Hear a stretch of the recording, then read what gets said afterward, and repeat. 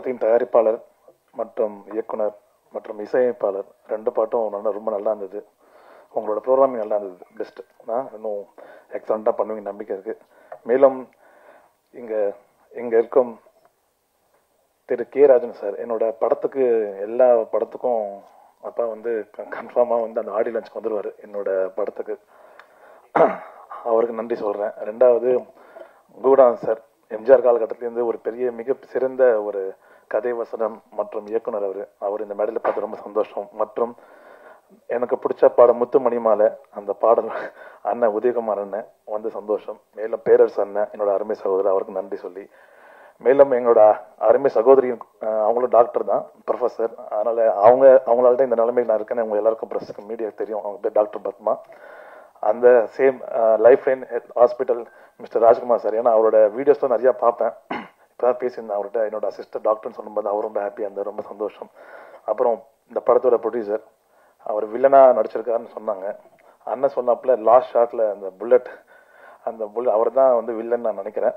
அதனால் மேலும் இந்த படம் வெற்றியடைய வாழ்த்துக்கள். மேலும் என்னை இந்த விழாக்கு அழைச்ச திரு பிஆர்ஓ அவர்கள், மிஸ்டர் விஜய் முரளி சார், சத்யா அண்ணன். அதே மாதிரி இன்னைக்கு சிறு படங்களுக்கு பார்த்தீங்கன்னா போஸ்ட் ப்ரொடக்ஷன் தான் ஒரு படத்தோட மெயின் டாஸ்க்காக. ஏன்னா அங்கே தான் பட்ஜெட் ஒரு ப்ரொடியூசர் ஸ்டக் ஆகிறாங்க. எவ்வளோ பண்ணலாம், பேலன்ஸ் எவ்வளோ இருக்கும். ஏன்னா என்னோட அனுபவம்னால சொல்கிறேன். அந்த போஸ்ட் ப்ரொடக்ஷனில் நாங்கள் ஒரு ப்ரொடியூசர் எப்படியா நல்ல குவாலிட்டியாக ரிலீஸ் பண்ணணும். அந்த இடத்துல பட்ஜெட் இருக்குன்னா மிஸ்டர் அருண் சாய் ஸ்டூடியோ, ஏன்னா அவர் என்னோட அருமை சகோதரர். பல சின்ன படங்களுக்கு நீங்கள் யாரை கேட்டாலும் தெரியும், சாய் ஸ்டூடியோன்னு பேர் சொன்னால் எல்லாருக்குமே தெரியும். அதனால் என்னோட அருமை சகோதரர் அவரும் என்ன இந்த விழா கழிச்சதுக்காக ரொம்ப நன்றி தெரிவித்து, மேலும் இந்த 2 பாட்டு ரொம்ப எக்ஸலண்ட்டாக வந்திருக்கு. இந்த சூதாட்டம் படம் மாபெரும் வெற்றியடைய நான் இறைவனை வேண்டிக்கிறேன். ரொம்ப நன்றி. தேங்க்யூ. தாய்ப்பாசத்தை கூட அரசியலாக்கினது சூதாட்டம். உலகத்தில் விற்க முடியாதது, வாங்க முடியாதது, கொண்டாடப்பட வேண்டியது, மறக்க முடியாதது, மனிதநேயம் நிறைந்தது, பாசம், பற்று, இதெல்லாம் நிறைந்தது தாய்ப்பாசம் மட்டும்தான். ஆனால் அந்த தாய்ப்பாசத்தையே அரசியலாக்கினது சூதாட்டம். ஒரு நிமிடம் சிந்தித்து பாருங்க. கர்ணன் யாரு? கர்ணன் எவ்வளவு நல்லவன்னு நாம பேசுறோம். ஆனா அந்த கர்ணன் அவையில இருக்கும் போதுதான் திரௌபதியோட துகில் உரியப்படுது. கர்ணன் பார்த்து கொண்டிருந்தான். அருமையான ஒரு மகன், நல்ல கொடையாளி. கர்ணனை பற்றி சொல்ல வேண்டுமானால் எவ்வளவு வேண்டுமானாலும் சொல்லலாம். நட்பின் அடையாளம், அப்படி எவ்வளவோ சொல்லலாம். ஆனால் அவனுக்கு தெரியாதது ஒன்றுதான், தன் தாய் யார், இது தெரியாது.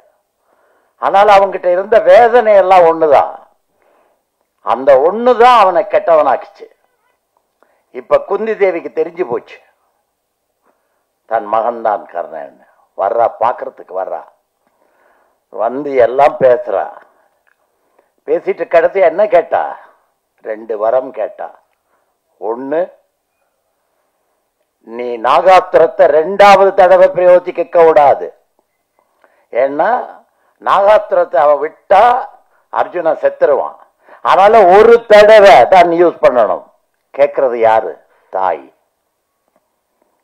மகன் தாயை பார்த்த மகிழ்ச்சியில இதை பெருசா நினைக்கல, சரின்னு சொல்றான். 2வது, நீ 5 பேர்ல இவங்களை கொல்லக்கூடாது. இந்த தாய் எப்படிப்பட்ட தாயா இருக்கணும்? அவ நல்லவளா கெட்டவளா? மகன்கிட்டயே சத்தியம் வாங்குறா. அவ போறா, அவ காதுல கேட்கிற மாதிரி ஒரு வசனம் சொல்றான். அதுதான், அன்னையே உன்னை கூட ஒரு அரசியல் தாயாக்கி விட்டார்கள், உன்னை வைத்து கூட அரசியல் பிளே பண்ணி விட்டாங்க அப்படின்னு சொல்றான். இது காதுல விழுது தாய்க்கு. நின்னு திரும்பி பார்க்கிற, ஆனா பதில் சொல்ல முடியல, போயிடுறா. தாயை கூட தகாத ஒரு அரசியல்வாதி ஆக்குற இடம் எது? சூதாட்டம். அந்த சூதாட்டம் ஏன் நடந்துச்சு, எதனால நடந்துச்சு தெரியாதவங்க நிறைய பேர் இருப்பாங்க. அதுக்காக ஒரே ஒரு வரியில சொல்றேன். காந்தார் அந்த நாட்டுக்கு போய் அந்த நாட்டை அழித்து அந்த நாட்டு மன்னர்களை எல்லாம் சிறைப்பிடித்து அவர்கள் யாரும் வழங்கக்கூடாது, அவருடைய வம்சமே இருக்கக்கூடாதுன்னு பண்ணியவர் தான் பீஷ்மர். அந்த பீஷ்மருடைய குடும்பத்தை குலத்தை நாசம் பண்ணிய தீர்வேன் அப்படி என்று கிளம்பியவன் தான் சகுனியோட அப்பா. அந்த அப்பா ஒரு நாளைக்கு ஒருத்தருக்கு தான் சாப்பாடு கொடுப்பாங்க அந்த ஜெயில. ஆனா அந்த வம்சம் பூரா ஜெயில இருக்கு, ஒவ்வொருத்தருக்கும் சாப்பாடு கொடுக்கறாங்க ஒரு நாளைக்கு. அப்ப இந்த தந்தை மட்டும் என்ன செய்யறாருன்னா, தான் சாப்பிடாமல் இருந்து பிள்ளைக்கு மட்டும் சாப்பாட்டை கொடுத்துக்கிட்டே வளர்க்கிறாரு. யார்? சகுனிய.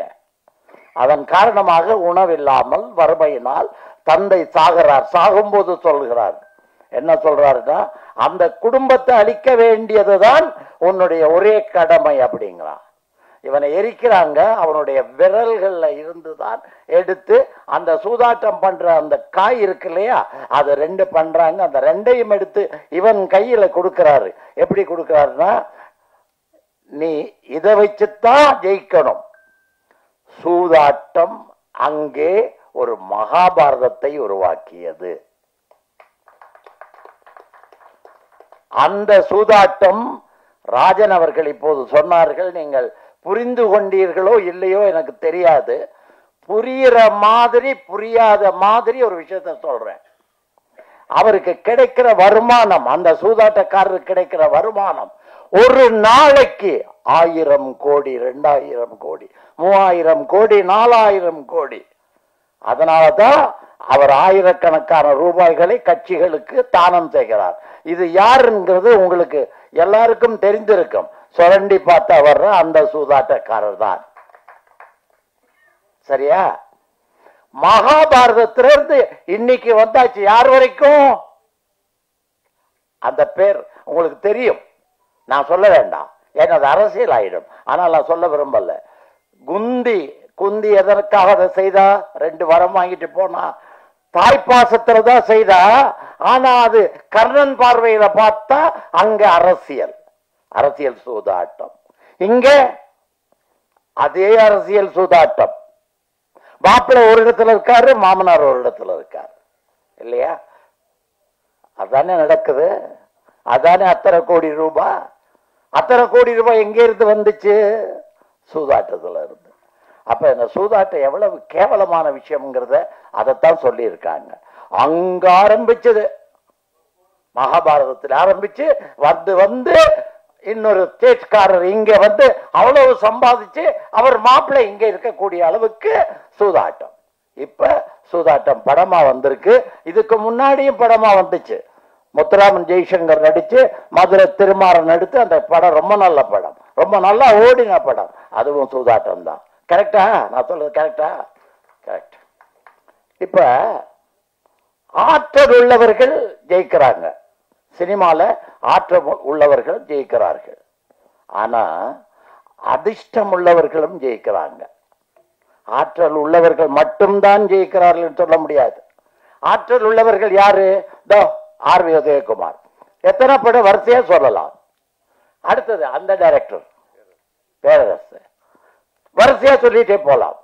அதே மாதிரி ஒரு எழுத்தாளர் உங்க முன்னாடி நிக்கிறான், 250 படம் எழுதியிருக்க, வெற்றி தான் என்னுடைய வாழ்க்கையில இன்னைக்கு வரைக்கும்.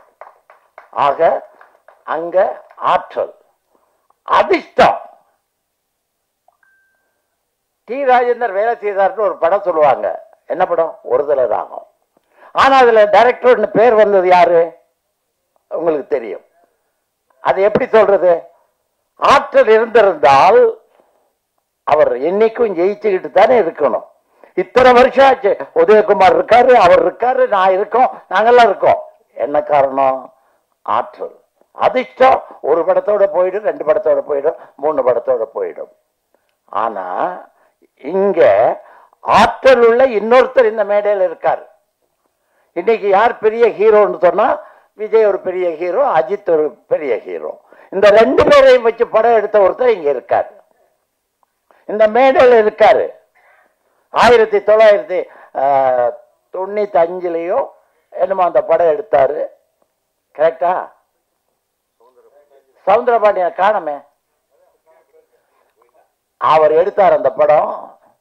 அந்த 2 பேரையும் வச்சு எடுத்தவர் இன்னைக்கு படம் எடுக்க முடியுதா? யோசிச்சு பாருங்க. அதனால யாருமே தயவு செய்து சூதாட்டம் ஆடாதீங்க, சூதாட்டத்துக்கு போகாதீங்க. சூதாட்டம் செய்யறவங்களை விலக்கி வையுங்க, விலக்கி வச்சிருங்க. வேண்டாம். பல கோடியை கொடுத்து ஒரு கட்சியை விலைக்கு வாங்குற அளவுக்கு சூதாட்டம் இன்னைக்கு இருக்கு நாட்டில். அப்படிப்பட்ட சூதாட்டத்தை படமா சொல்லியிருக்காங்க. இந்த படம் ஜெயிக்கணும், இதை எடுத்தவங்க நல்லா வரணும், மேலும் மேலும் படம் எடுக்கணும்னு வாழ்த்தி விடைபெறுகிறேன். நன்றி, வணக்கம். காலத்துக்கேற்ற இன்னைய நாடு எப்படி கெட்டு போயிட்டு இருக்கு. நல்லா இருக்கிறதுன்ற ஒரு பகுதி, அது ரொம்ப குறைவு. ஆனா கெட்டு போறதுக்கு ஒரு அத்தனை வசதிகளும் இந்த நாட்டில் அதிகம் இருக்கு. எத்தனையோ சூதாட்டம், அதாவது சூதாட்டம் நடத்துறவன் கோட்டீஸ்வரன் ஆகிறான். சூதாட்டத்துல கலந்து கொண்டு குடும்பத்தை அழிக்கிறவன் தெருக்கோடிக்கு வந்துடுறான். பல குடும்பங்கள் அனாதையா போயிடுச்சு. அது எத்தனை விதமான சூதாட்டம்னாலே குடியும் அதுல சேர்ந்துருச்சு. குடி பல குடும்பங்களுக்கு எடுத்துருச்சு. சீட்டாட்டம், ரேஸ ஒழிச்சிட்டாங்க. இருந்தா கூட மறைமுகமா நடத்துறானுங்க. நீங்க பாருங்க, ஒருத்தன் இன்னைக்கும் 1000 கோடிக்கு மேல நன்கொடை கொடுக்கறான் கட்சிகளுக்கு. ஒரு கட்சிக்கு பல ஆயிரம் கோடி, இன்னொரு கட்சிக்கு 100கணக்கான கோடி. ஒருத்தனுக்கு எப்படி சார் இப்படி நன்கொடை, தேர்தல் நிதி? அப்போ எத்தனை குடும்பங்கள் அழிஞ்சிருக்கும். இவ்வளவு பணத்தை இவன் நன்கொடையா கொடுக்கறான்னா அவன் எத்தனை லட்சம் கோடி வச்சிருப்பான். இந்த லட்சம் கோடி யார் பணம்? இந்த ஏழைங்க பணம். பேராசையில உழைச்சி சம்பாதிக்கிற எண்ணெய் போட்டு சூதாடி சம்பாதிகள் நினைச்சு குடும்பத்தையே இழக்கிறாங்க. இப்ப சமீபத்துல ஆன்லைன்ல ரம்மி ஆட்டம்னு ஒண்ணு, பல பேர் உயிரை குடிச்சிச்சு சார். பல பேர் உயிரிழந்துட்டாங்க. ராத்திரில விளையாடி விளையாடி விளையாடி அடிக்ட் ஆகி பல தாய்மார்கள் தாலி இழந்தாங்க. ஒரு குடியினால மட்டும் தாலி இழக்கல. இந்த சூதாட்டம் அதை விட கேவலம். இதை நடத்துறவன் கோட்டீஸ்வரனாகி நன்கொடை கொடுத்து ஊரெல்லாம் பெரிய மனுஷனா இருக்காங்க. அவனுங்கெல்லாம் இந்த நாட்டில் பெரிய மனுஷன். நம்மள போல தர்மம் பண்றவங்கெல்லாம் அடையாளம் தெரியல யாருக்குமே. என்னால முடிஞ்சது 1000மோ 500 கொடுக்குறேன். குகநாதனால், ராஜ்குமார், நம்ம உதயகுமார், பேரரசு, நம்ம ப்ரொடியூசர் முடிஞ்ச உதவி பண்றோம். ஆனால் நம்ம பேர்லாம் யாருக்கும் தெரியாது. கோடிக்கணக்கா கொடுக்கிறவன், கொள்ளை அடிக்கிறவன், கலப்படம் பண்றவன், அதை வாங்குறான் பாருங்க லஞ்சம். அரசு அதிகாரி, காவல்துறை, அரசியல்வாதி, இவங்கெல்லாம் என்னுடைய வாயால சொல்ல விரும்பல, ஒரு காலத்துல அவங்க கேடு கெட்டு போவாங்க. இந்த மாதிரி விஷயத்த இந்த 1, 2, 3ன்னு ஒவ்வொரு கேடு என்னென்ன சூதாட்டத்தில் எதெல்லாம் குடும்பத்தை அழிக்குதுன்னு அது ஒண்ணு போட்டிருந்தார் டைரக்டர். நல்லா இருந்தது. ட்ரெய்லர்ல 1, 2, 3ன்னு வகுத்து போட்டுருந்தார். இதையும் தாண்டி நிறைய இருக்கு. அதனால இந்த சூதாட்டம் என்பது, குடியாட்டம் என்பது,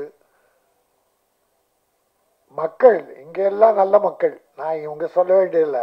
ஆனா யூடியூப் மூலமா இந்த செய்தி பரவுது இல்லையா, நாடு பூரா என் சகோதரர்கள் அவங்க எல்லாரும் பார்த்து இந்த சூதாட்டத்தை ஒழிச்சிட்டு குழந்தைகளை நல்லா படிக்க வச்சு அப்பா அம்மாவை காப்பாற்றி இருந்தா வாழ்க்கை நல்லா இருக்கும். தாய் தந்தை தான் முதல் தெய்வம்.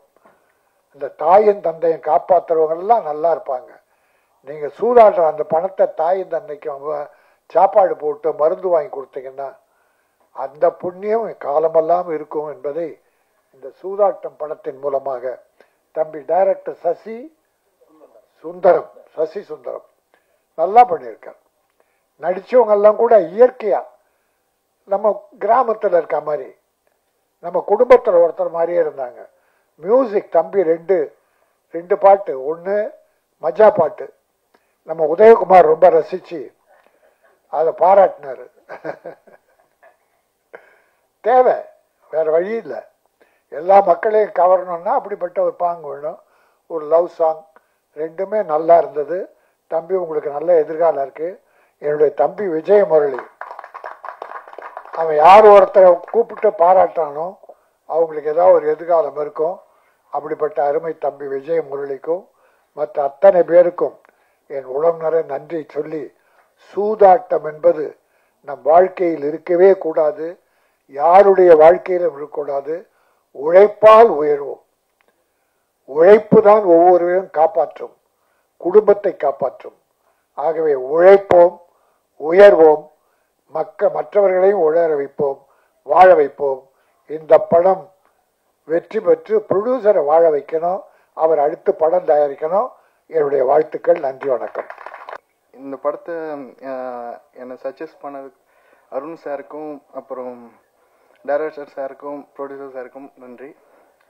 அப்புறம் என் குரு எங்கள் எஸ்பி வெங்கடேஷ் அவருக்கும் நன்றி. அண்டு எல்லோரும் தேட்டரில் போய் சப்போர்ட் பண்ணுங்கள். மேக்ஸிமம் ஆர்ஆர் தான் நம்ம ஃபோக்கஸ் ஜாஸ்தி பண்ணியிருக்கோம். அப்புறம்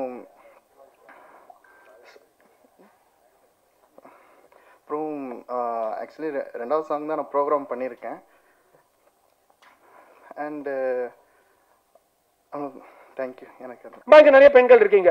எவ்வளவு பேர் இங்க வந்து ஒரு நல்ல ஆப், எல்லாருக்கும் வாட்ஸ்அப் இருக்குதா? கை தூக்குங்க பார்க்கலாம். Ladies, very good. Or gents? Ladies WhatsApp இருக்கா? Very good. ஜொமேட்டோ, ஸ்விக்கி இருக்கா?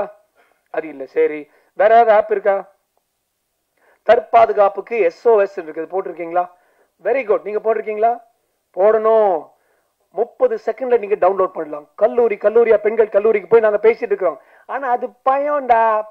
அது உன் தங்கச்சிக்கு நடந்தா மட்டும் பணம் இருக்காதுடா. எனக்கு ஒவ்வொருத்தையும் என் தங்கச்சிடா, எங்களுக்கு எரியுதுறாங்க. 30 செகண்ட்ல, வினாடிகள்ல நீங்க வந்து அந்த டவுன்லோட் தற்பாதுகாப்பு அல்லது SOS ஆப் டவுன்லோட் பண்ணியிருந்தா, ஏன் இந்த பொண்ணே டவுன்லோட் பண்ணியிருந்தா, அந்த கோயம்புத்தூர் பொண்ணு, அது ப்ரையாரிட்டியா போய் அந்த ஸ்டேஷனுக்கு அடிச்சிருக்கும். இன்னும் ஒரு அரை மணி நேரத்துக்கு முன்னால் வந்திருப்பான். இன்னும் 2 கம்னாட்டிங்க அந்த பொண்ணுகிட்ட வராம இருந்திருப்பாங்க அந்த டைம்ல. சோ நம்ம பாதுகாப்புக்கு, நம்ம தற்காப்புக்கு ஒவ்வொரு தமிழ் பெண்ணும் இந்த மண்ணாங்கட்டி, இந்த டாஸ்மார்க், போதைப் பொருள் மண்ணாங்கட்டி எல்லாம் கம்மியாகிறது வரைக்கும் எந்த கம்நாட்டி எந்த கையை பிடிச்சி இருப்பான்னு நமக்கு தெரியாது. SOS தற்பாதுகாப்பு ஆப்பை தயவு செய்து டவுன்லோட் பண்ணுங்க. உங்க நெட் வயர்லெஸ் இருந்தாலும், எந்த இடத்துல வைஃபை இருந்தாலும், எங்க நீங்க அந்த பட்டன் பிரஸ் பண்ணாலும் அந்த ஆப்பை டவுன்லோட் பண்ணி, இவங்க வந்து சண்டை போட்டிருக்காங்க, விண்ட்ஷீல்டு தட்டி இருக்காங்க, அப்புறம் அருவா கொண்டிருக்காங்க, அந்த டைம்ல இந்த பொண்ணு இதை மட்டும் தட்டி இருந்தா அந்த போலீஸ் டெஃபினட்டா கெட்ஸ் டாப் ப்ரையாரிட்டி. மத்தெல்லாம் கம்மியாகி டாப் ப்ரையாரிட்டி வந்தது போலீஸ்க்கு, உடனே இங்க வந்திருப்பாங்க.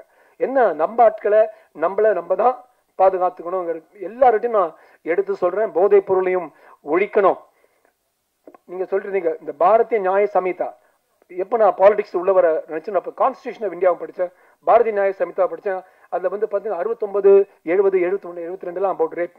அதுல வந்து 20 வருஷம் ரேப் பண்ண இவனுங்க, கேங் ரேப்புக்கு 20 வருஷம் உள்ள இருக்கலாம்.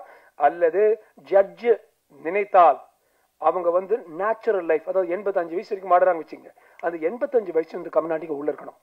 ஆனா இவனுங்களே இன்னொரு இடத்துல ரேப் பண்ணி, ரேப் அக்யூஸ்டா இருந்து வெளியில சுத்திட்டு இருக்கான்.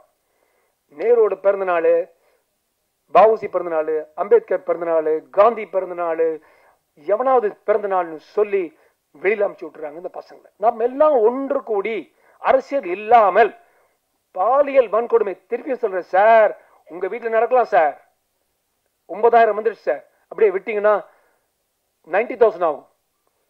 பாலியல் வன்கொடுமைகளுக்கு எல்லாரும் எலெக்ஷன்ஸ் வந்துட்டு இருக்கு. இப்ப கூட தான் டைரக்டா ஒரு டிவி இன்டர்வியூ முடிச்சு தான் இங்க வந்தேன். ஆபரேஷன் இருந்து வெளியில வந்து டிவி இன்டர்வியூ கொடுத்து அப்புறம் இங்க ஓடி வந்தேன். பாலியல் வன்கொடுமை பண்றவங்களுக்கு அந்த 20 years should be enforced, should not be reduced. இவங்க பர்த்டே அவங்க பர்த்டேன்னு வெளியில விடாதீங்க. நம்ம அடிச்சு சொல்லியிருந்தால் இந்த 3 பேர்ல ஒருத்தன் வந்து உள்ள வந்திருப்பான், வெளியில வந்திருக்க மாட்டான். இந்த 3 பேர் நான் எடுக்கிறேன், ஒரு உதாரணமா எடுக்கலாம். நிர்பயா ஆயிட்ட அப்புறம் திருப்பி ஆகாதும்பாங்க, அண்ணா யூனிவர்சிட்டி ஆயிட்ட அப்புறம் திருப்பி ஆகாதுன்னாங்க. இந்த பொண்ணோட பேர் வெளியில வரவே கூடாது. அவங்க எல்லாருக்கும் ஒரு சின்ன அட்வைஸுங்க. நம்ம எல்லாம் வேலைக்காரங்க மாதிரி, நாங்களாம் 5-6 வருஷம் இங்கிலாந்து அமெரிக்கால தான் படிச்சுட்டாங்களா, ஆபரேஷன் பண்ணி வந்தவங்க. அங்க வந்து நாங்கெல்லாம் அந்த காலத்து வெள்ளைக்காரங்களாம் பேப்பர் தான் யூஸ் பண்ணுவோம். இப்ப கூட அதாவது மோஷன் போயிட்ட அப்புறம் பேப்பர் தான் யூஸ் பண்ணுவாங்க வைப் பண்றதுக்கு. நான் என்ன சொல்றேன், இந்த 3 பேர் இருக்கானுங்கல்ல, அவங்க போட்டோ யாராவது எடுத்து, உங்க பிலிம் ப்ரொடியூசர் ஃபெப்சி யாராவது எடுத்து அந்த போட்டோல நல்லா இந்த டாய்லெட் பேப்பர் நல்லா ப்ரொடியூஸ் பண்ணுங்க. எல்லாரும் பாத்ரூம் போயிட்ட அப்புறம் இந்த நாயங்களோட போட்டோ போட்டு டாய்லெட் பேப்பர் எல்லாரும் யூஸ் பண்ணலாம், நல்லா இருக்கும். இப்படி இவங்களை ஷேமிங் பண்ணணும். அவங்களோட வீட்டில் இருக்கிறவங்க மனைவி, பசங்க, ஃப்ரெண்ட்ஸ், சித்தப்பா, பெரியப்பா எல்லாரும் எரியணும். ஊரே டே இவனை வச்சு தேய்ச்சிட்டு இருக்காங்க பின்னால நினைச்சா அடுத்தவன் யோசிப்பான். அப்படி பண்ண மாட்டேங்கிறோம். அதுக்கு பதிலாக யார் இந்த பொண்ணு, இவன் எங்க போனா? இது பேரு விக்டிம் ஷேமிங். உளவியல்ல, குற்ற உளவியல்ல, இந்த கிரிமினல் சைக்காலஜி விக்டிம் ஷேமிங். இவன் என்ன பண்ண சொன்னே, அவ போவாடா, நீ யாரு கேட்கறதுக்கு? அவையும் அந்த டைம்ல யாரோட சொல்லிருக்கா, அவ போவாடா, இண்டிபெண்டன்ட் கண்ட்ரி, இது பியண்ட் தி அயர்ன் கர்டன் ரஷ்யா இல்ல, அவ போவா, அது அவளுடைய உரிமை, அவளை பாதுகாப்பு கொடுக்கணும், அது நம்மளுடைய கடமை. உரிமையும் கடமை நமக்கு தெரியணும். அதை விட்டுட்டு நீ பொண்ணு, நீ எங்க போன போத்திட்டு உள்ள இருக்கணுமா? இது இல்ல, பாரதியார் படித்த புதுமை பெண், இவங்கெல்லாம் புதுமை பெண் வெளியில வரணும்.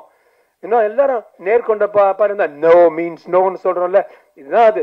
நிமிர்ந்த நன்னடை, நேர்கொண்ட பார்வை, நிறத்தில் யாருக்கும் யாரை பார்த்தும் அஞ்சா நெஞ்சமும் கொண்ட பெண்கள். அந்த பெண்களை பாதுகாக்கிறது இந்த இந்த அரங்கத்தை 10 பேர் இருந்தா போதும். விவேகானந்தர் சொன்னாரு, 100 Indians who think, breathe and live India இருந்தா I'll change the future of India என்றார் விவேகானந்தர். போதுங்க, 10,000 பேர் தேவையில்லை.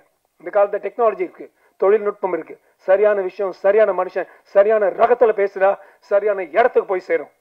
10 பேர் நினைச்சா கூட இந்த நாட்டை மாத்தலாம், நம்ம சமுதாயத்தை மாற்றலாம். அதுக்கு ஒரு முதல் ஸ்டெப்பா ரொம்ப அழகா அந்த படத்தை எடுத்திருக்கீங்க.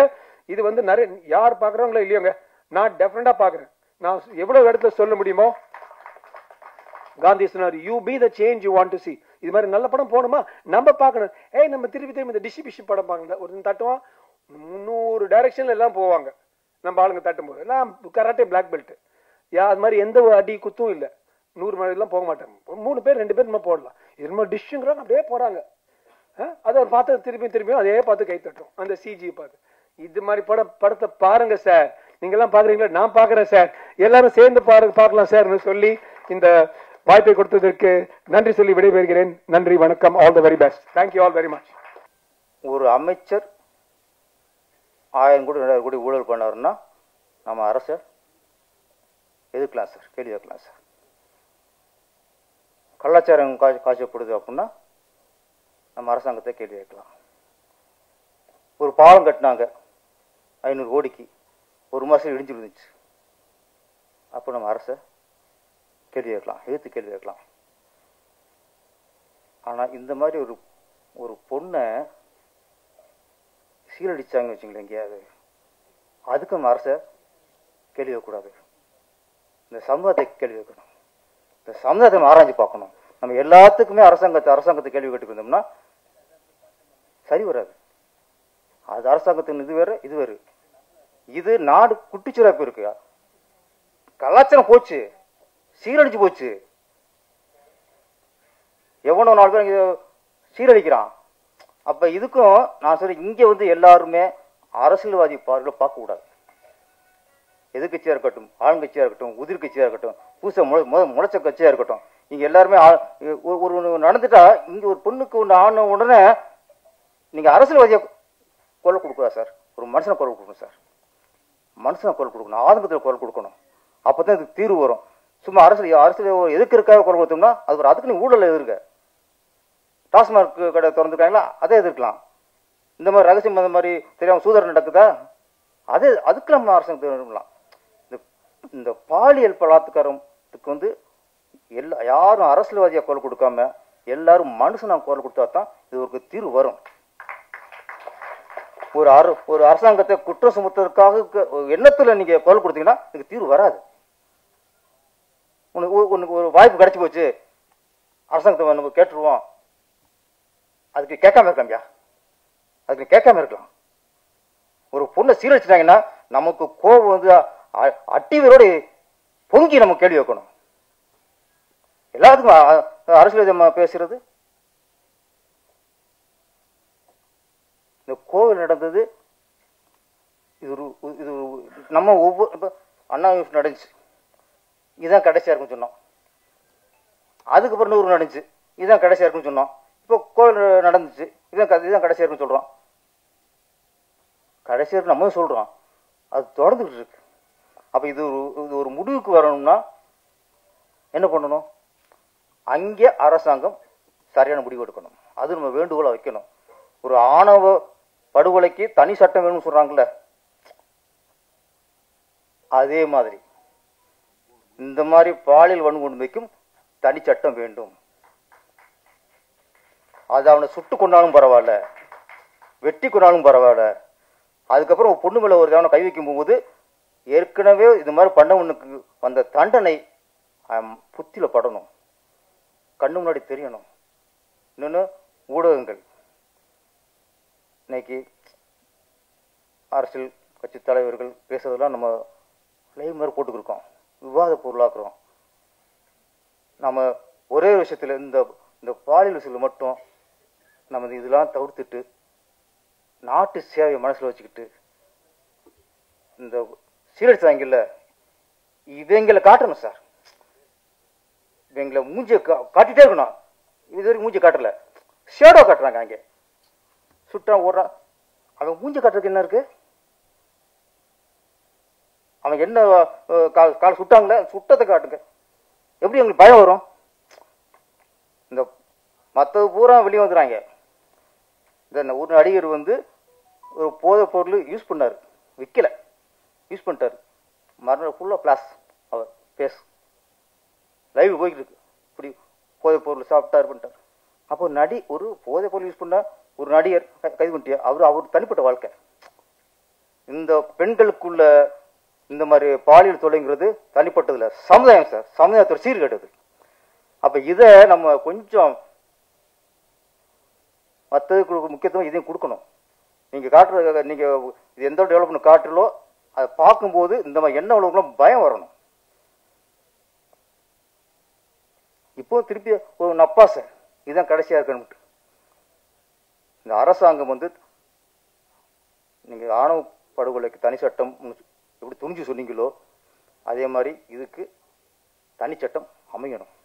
அமைஞ்சு அதுக்கான வீடு இதை காட்டினா தான் கொஞ்சம் குறையும். இந்த நேரத்தில் நம்ம அந்த பாதிக்கப்பட்ட பெண்ணை பூர்ண குணமடைஞ்சு வரணும். இன்னும் ஒரு சின்ன வேண்டுகோள், ஹாஸ்டல்னா என்ன? ஒரு பெண்களை ஒரு பெத்த தாய் தப்ப ஒரு நம்பித்தானே ஹாஸ்டலுக்கு அனுப்புறாங்க. ஹாஸ்டல் என்ன கிழிக்கிறிய? எப்படி ஹாஸ்டலுக்கு பொண்ணு வெளியே போச்சு? நினைச்ச நேரத்துக்கு வெளியே போறது, நினைச்சதுக்கு வர்றதுக்கு ஹாஸ்டல். அப்ப ஹாஸ்டல் சரியான கண்காணிப்பு இருக்கணும். ஹாஸ்டல் தான் ஃபர்ஸ்ட் பொறுப்பு. ஒன்னு மீறி எப்படி வெளியே பொண்ணு வெளியே போச்சு, ஹாஸ்டல் நம்பி தானே பெத்தவங்க உள்ள அனுப்புறாங்க. அப்ப அந்த ஹாஸ்டல் தமிழ்நாட்டில் இருக்க எல்லா ஹாஸ்டலுமே, அதுவும் பெண்கள் லேடிஸ் உள்ள ஹாஸ்டல் எல்லாருமே கொஞ்சம் பொறுப்போட ரொம்ப ஒரு கண்ட்ரோலோட வச்சுக்கணும். அப்புறம் சீரழிஞ்சதுக்கு அப்புறம் என்ன பிரயோஜனம்? அதனால ஹாஸ்டல் ரொம்ப பொறுப்பு. அரசியல்வாதிகள் ஒரு ஏரியாவில் ஒரு நிகழ்ச்சி நடந்துருச்சு, ஒரு கொள்ளையோ அது நடந்துச்சு. அப்போ என்னாவது, அந்த ஏரியாவில் உள்ள போலீஸ் தான் பொறுப்பாயிடுறாங்க, அவங்க டிரான்ஸ்ஃபர் பண்ணுறாங்க, இல்லை இடைக்கால நீக்கம் பண்ணுறாங்க. அப்போ ஒரு ஏரியாவில் கொள்ளையோ நடக்கும்போது அந்த போலீஸ் அரசும் நடவடிக்கை எடுக்கிறாங்க. இந்த மாதிரி நிகழ்வு நடந்தால் அந்த ஏரியாவில் போலீஸ்கார மட்டும் இல்லை, அந்த தொகுதிக்கு யார் எம்எல்ஏ யாரோ அவங்களும் நடவடிக்கை எடுக்கணும் சார். அப்போ சரியாக வரும். எம்எல்ஏ பொறுப்பெடுக்கணும். ஓட்டு வாங்குறீங்கள, ஜெயிக்கிறீங்கள, பதவி வைக்கிறீங்கள, மாசம் மக்கள் பணத்தை சம்பளம் வாங்குறீங்கல்ல, போலீஸ் எப்படி நீங்க கண்டிக்கிறீங்க? நீங்க தான் போலீஸ்ல கரை ஓட்டிட்டு கட்டி உள்ள போறீங்க. அக்யூஸ்டுக்கு சப்போர்ட் நீங்க தானே போறீங்க. குற்றவாளிக்கு சப்போர்ட்டா போற கரவேட்டி குற்றத்தை தடுக்கவும் போகணும். அவன் தான் உண்மையான கரவேட்டி. குற்றவாளி காப்பதும் உள்ள போக கூடாது. அப்போ ஒரு ஏரியா இந்த மாதிரி நடந்துச்சுன்னா அந்த பகுதி தொகுதி எம்எல்ஏ யாரோ அவங்க மேலேயும் இந்த கவர்மெண்ட் நடவடிக்கை எடுக்கணும். ஒரு 8 மாசம் சம்பளம் கட் பண்ணுங்க, கரெக்டா வரும். நன்றி, வணக்கம். ஒரு குழந்தை தாயினுடைய வயிற்றிலிருந்து பூமியிலே பிறக்கும் போது அந்த குழந்தை நடிகனாகவோ நடிகையாகவோ தான் பிறக்கிறாள்.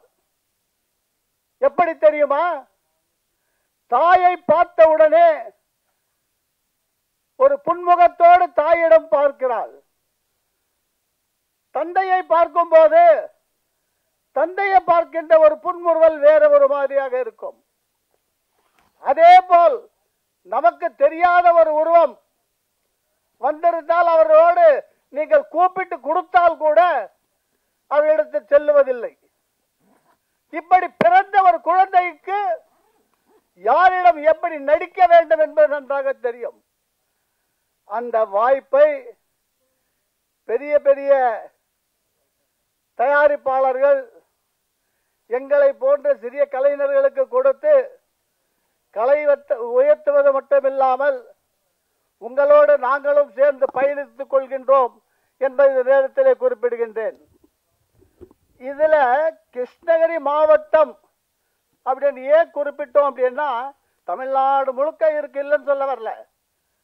ஏன்னா கிருஷ்ணகிரியில நாங்க வாழ்ந்துட்டு இருக்கோம், கண்கூட பார்க்கிறோம்.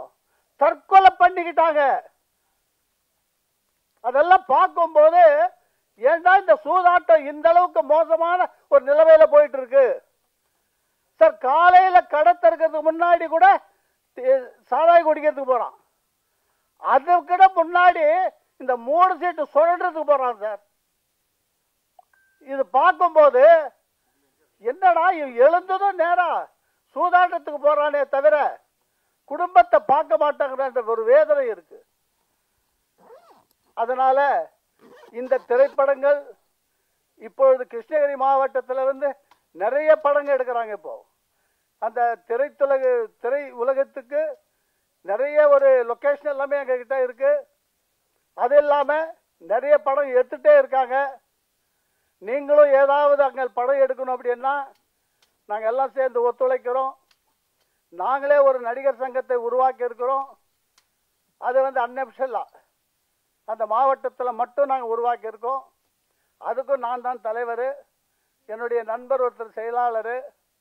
இப்படி போட்டு ஏன்னா எங்கள் ஏரியாவில் வந்து படம் எடுக்கும்போது அதுக்கு நடிப்பதற்காக நாங்கள் வந்து ஆர்டிஸ்ட்டை கொடுக்குறோம். அவங்களுக்கு எந்த பிரச்சனையும் வந்துடக்கூடாது. வெளியிலிருந்து வர்றவங்களை பற்றி எங்களுக்கு கவலை இல்லை.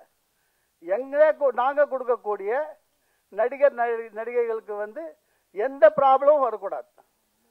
அதே மாதிரி எங்களால் யாருக்கும் எந்த ஒரு ப்ராப்ளம் வரக்கூடாது அப்படின்ற அளவில் வந்து நாங்கள் செஞ்சுட்டு இருக்கிறோம். அதனால் இந்த திரைப்படம் வெற்றி பெற வேண்டும் என்று கேட்பது மட்டுமில்லாமல் உங்களால் இந்த படத்திற்கு எவ்வாறு வெற்றி பெற செய்ய வேண்டும், தியேட்டர் உரிமையாளர்கள் எல்லாமே வந்து இன்னைக்கு பிஸ்னஸ் பேச ஆரம்பிச்சிட்டாங்க. இவ்வளோ கொடுத்தாதான் கொடுப்போம் அப்படின்ட்டு. அதனால் தயவு செஞ்சு சிறிய முதலீட்டில் எடுக்கக்கூடிய படங்களுக்கும் உங்களுடைய ஆதரவு தர வேண்டும் என்று கேட்டு எனக்கு வாய்ப்பளித்த நல்லுக்கும் விடைபெறுகிறேன். நன்றி, வணக்கம். இந்த படம் எடுக்கிறது உத்தேசம் என்னன்னாக்கா, இந்த ஏஜில் நான் இந்த படத்தை ஏன் எடுத்தேன்னா, நிறைய பேர் ஏழைங்க ஆகட்டும் பணக்காரர் ஆகட்டும் இந்த ஒரு ஜூஜில் விழுந்து நிறைய குடும்பங்கள்லாம் தெருவில் வந்திருக்கு.